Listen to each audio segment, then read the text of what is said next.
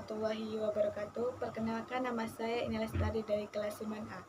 Saya akan menjelaskan penerapan Pancasila di kepemimpinan Soeharto, penerapan Pancasila di kepemimpinan Soekarno, penerapan Pancasila di masa reformasi, tantangan penerapan Pancasila di masa depan. Saya akan menjelaskan yang pertama, bagaimana penerapan Pancasila di kepemimpinan Soekarno. Pemerintah Presiden Soekarno 1945 sampai 1966 menjadi pemerintahan pertama yang harus menerapkan Pancasila dengan berbagai tantangannya. Tantangan utama Indonesia setelah merdeka adalah menyatukan seluruh masyarakat Indonesia yang beragam dan menghadapi ancaman-ancaman terhadap kemerdekaan. Tantangan inilah yang harus dihadapi pemerintah Presiden Soekarno. Dengan tantangan tersebut, maka Presiden Soekarno mengingatkan rakyat untuk tetap berjuang, meskipun Indonesia sudah merdeka. Dalam pidato pertama, Presiden Soekarno menyebut agar rakyat tetaplah tenang, tinggallah tentram, peganglah teguh-teguh disiplin, siap sedialah untuk berjuang guna kemerdekaan negara kita dalam waktu yang maha penting ini. Dengan pidatonya tersebut, proklamator ini menyiapkan rakyat untuk menghadapi tantangannya yang tidak ringan dalam menerapkan Pancasila. 1. Dwi Tunggal Soekarno-Hatta. Mengetahui nama yang tidak asing tersebut, banyak nama jalan-jalan di banyak kata yang menggunakan nama tersebut. Mungkin juga ada di daerah hingga bandara internasional tersebut di Indonesia juga menggunakan nama tersebut. Soekarno dan Hatta lah yang disebut dengan istilah Dwi Tunggal.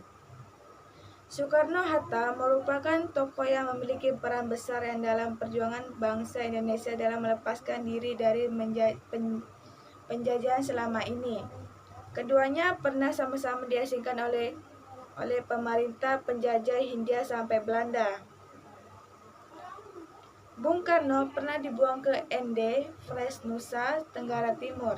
Sedangkan Bung Hatta pernah dibuang ke Belanda, Naira, Maluku, meskipun dinilai banyak pihak sebagai pasangan pemimpin yang serasi.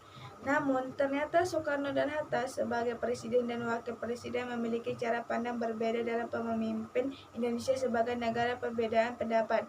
Sering terjadi antara keduanya. Tahun 1945, tanggal 1 Desember 1956, Hatta secara resmi bukan lagi penjabat sebagai wakil presiden dengan mundurnya Hatta di jabatannya. Mengakhiri pula kisah Dwi Tunggal yang memimpin negara dan Soekarno memiliki tanggung jawab penuh atas penerapan Pancasila di Indonesia. Meskipun demikian, hubungan pribadi antar kedua pemimpin bangsa itu tetap berjalan dengan baik. 2. Agresi militer Belanda, khususnya dari tekanan Belanda yang pada saat itu masih tidak mengakui kemerdekaan Indonesia. Rakyat Indonesia pada saat itu melakukan perlawanan secara fisik guna mempertahankan kedaulatan negara Indonesia, seperti saat pasukan Belanda yang bergabung dalam pasukan sekutu atau tentara gabungan antar negara pemimpin Amerika Serikat dan Inggris hendak menguasai Surabaya. Terjadi pertempuran sengit yang saat ini tidak kita kenal sebagai Hari Pahlawan tanggal 10 November 1945. 3. Perontakan.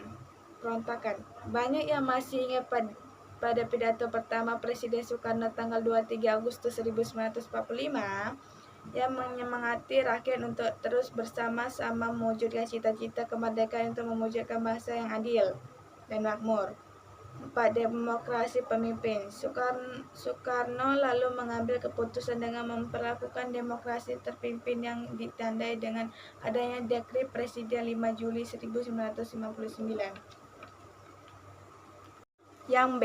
Jelaskan bagaimana penerapan Pancasila di kepemimpinan Soeharto.